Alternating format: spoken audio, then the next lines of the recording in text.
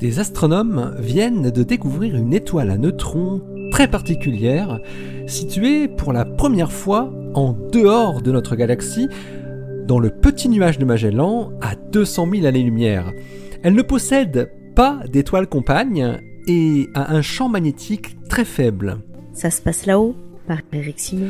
Cette étoile à neutrons se trouve à l'intérieur de ce qui reste de l'explosion d'une supernova. Une très jolie coquille de gaz nommée E0102.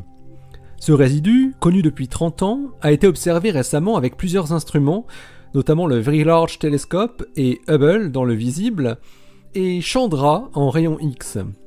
Cette coquille asymétrique qui entoure l'étoile à neutrons est riche en oxygène, et ce type de résidu est important pour comprendre comment les étoiles massives fusionnent leurs éléments légers juste avant d'exploser. Dans le cas de E0102, l'explosion a eu lieu il y a quelques milliers d'années.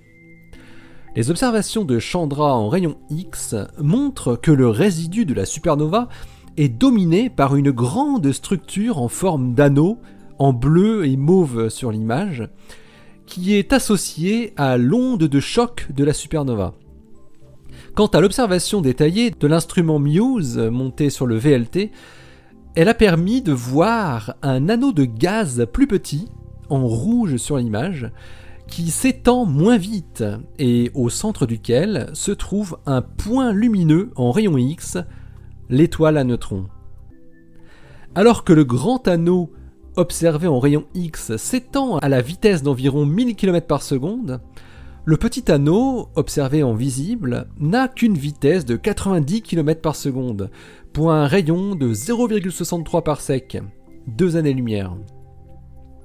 Le spectre en énergie de cette source ponctuelle de rayons X est très similaire à celui de deux autres étoiles à neutrons bien connues qui se trouvent au centre des résidus de supernova Cassiopeia A et Puppis A, et qui ont le point commun d'être seuls, non accompagnés par une autre étoile, mais situés plus près de nous dans notre galaxie.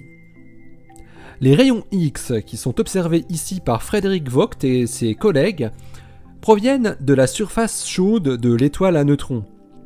Le fait qu'aucune émission radio, pulsée ou non, n'est détectable, indique que le champ magnétique de l'étoile à neutrons est très faible. Seulement 10 étoiles à neutrons ayant ces caractéristiques rares ont été trouvées jusqu'à aujourd'hui, et toutes dans notre galaxie.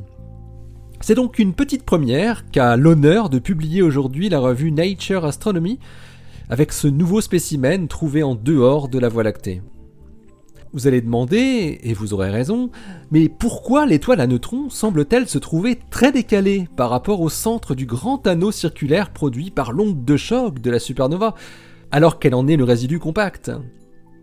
Pour répondre à cette question, les astrophysiciens proposent deux scénarios, comme souvent. Le premier dit que la supernova fut une explosion très asymétrique, ce qui aurait produit une violente impulsion à l'étoile à neutrons résultante, ce qu'on appelle un kick, qui l'aurait emportée là où elle est aujourd'hui. Mais ce scénario possède une faiblesse. Comment expliquer alors le petit anneau de gaz qui entoure très exactement l'étoile à neutrons aujourd'hui? L'autre scénario, envisagé, est que l'explosion aurait eu lieu à peu près là où se trouve aujourd'hui l'étoile à neutrons, qui n'aurait qu'une faible vitesse. Et pour ce qui est du grand anneau de gaz, dans cette hypothèse, une série de circonstances particulières se seraient enchaînées, comme l'expulsion de grandes quantités de gaz de façon asymétrique, produisant des fortes variations de densité du gaz et de la poussière interstellaire, suivi de la création de cavités par les vents de l'étoile mourante quelques milliers d'années avant qu'elle n'explose. Cette première étoile à neutrons extragalactique recèle donc encore une bonne part de mystère.